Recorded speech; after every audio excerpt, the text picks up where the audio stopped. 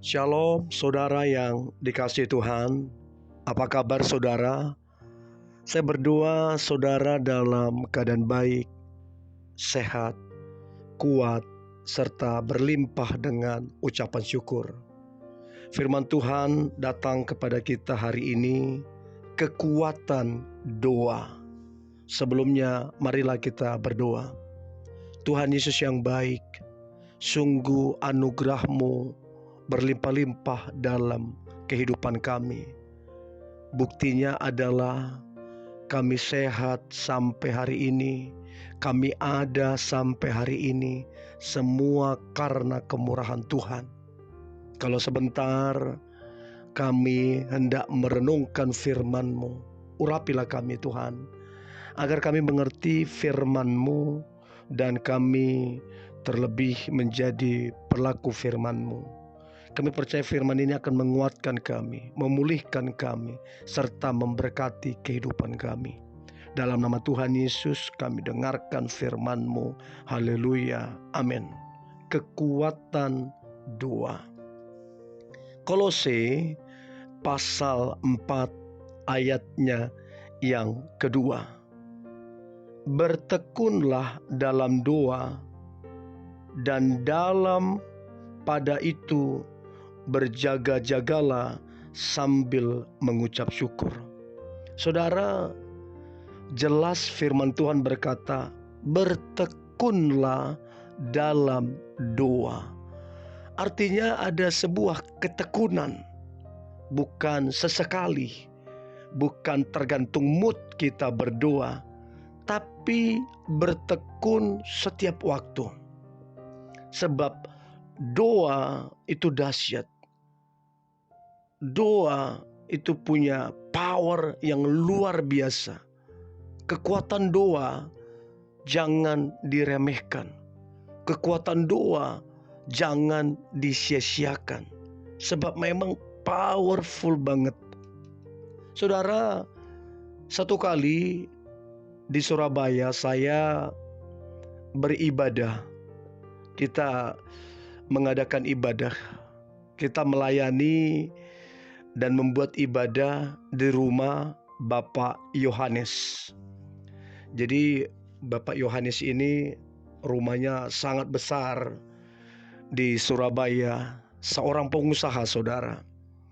Lalu kemudian kita diminta untuk beribadah di rumahnya. Saudara, istrinya bercerita bagaimana kekuatan doa dia alami serta suami dan keluarganya alami. Jadi istrinya bercerita, kalau dulu Pak Yohanes ini tidak seperti yang sekarang ini, berdoa, mencari Tuhan, menyembah Tuhan. Dulu nggak seperti ini, ibunya sampaikan.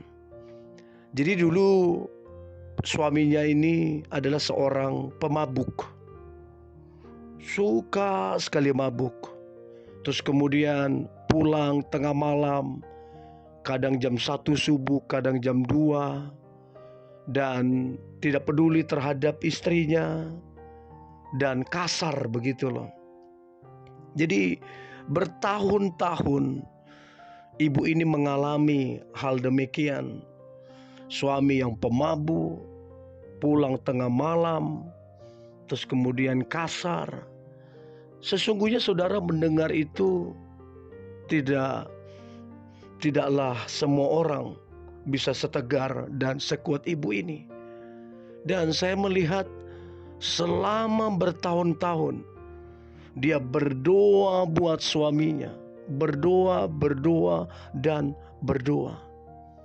Saudara, mujizat terjadi saudara.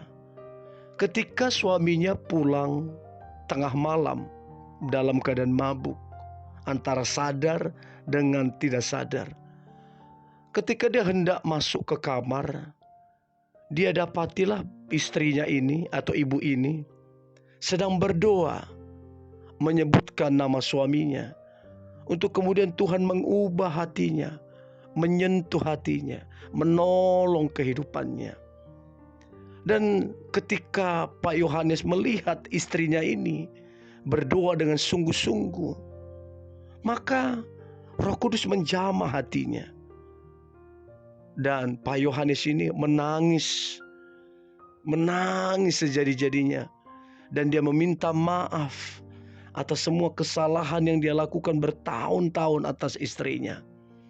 Dan saudara, apa yang terjadi? Pertobatan terjadi atas suaminya. Dan sekarang ini suaminya begitu militan dalam berdoa, melayani Tuhan, dan berbagi kasih. Dan yang lain saudara, usaha dan bisnis Pak Yohanes ini semakin berkembang di kota Surabaya. Hotelnya berkembang dan apartemennya segala macam saudara, berkembang dengan luar biasa. Jadi ada kekuatan doa yang tidak terduga, melampaui apa yang kita pikirkan. Jadi saudara, boleh dikata adalah sebuah kerugian apabila kita tidak berdoa. Sebab doa itu punya kekuatan, punya kuasa yang begitu dahsyat. Saudara, kalau kita tidak berdoa, kita rugi saudara. Kita harusnya mendapatkan sesuatu yang menjadi milik kita. Tapi karena kita berdoa, kita sepertinya menjadi semacam pembiaran.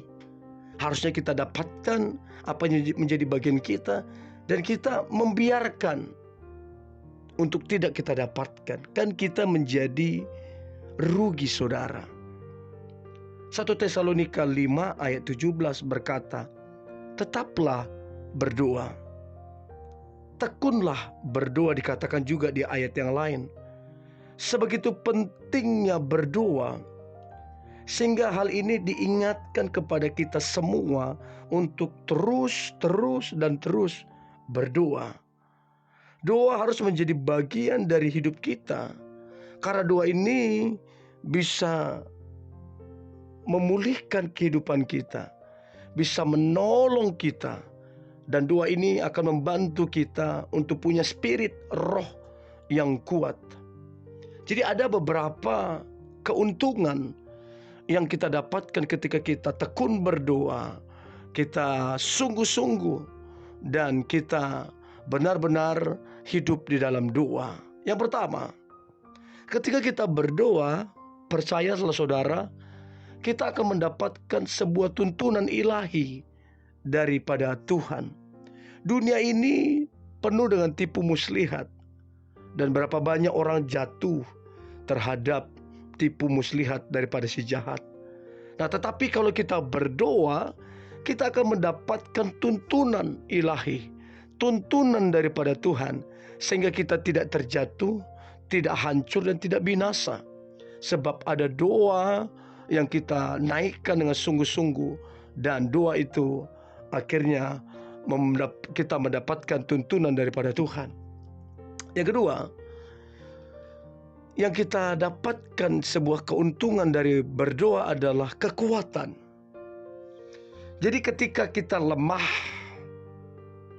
atau kita khawatir, atau kita takut kita dalam keadaan lemah, ketika kita berdoa, itu kekuatan kita diperbaharui. Kita menjadi kuat kembali, bahkan lebih kuat dari sebelumnya, sehingga kita dalam hidup ini tangguh dan berkemenangan. Lalu kemudian saudara, keuntungan daripada doa adalah doa itu mendatangkan hikmat terhadap kita. Raja Salomo, dia tidak meminta apa-apa kepada Tuhan selain daripada hikmat. Hikmat akan menolong kita mengerjakan apapun dengan sukses luar biasa. Jadi doa adalah jembatan bagi kita untuk menjalani hidup ini.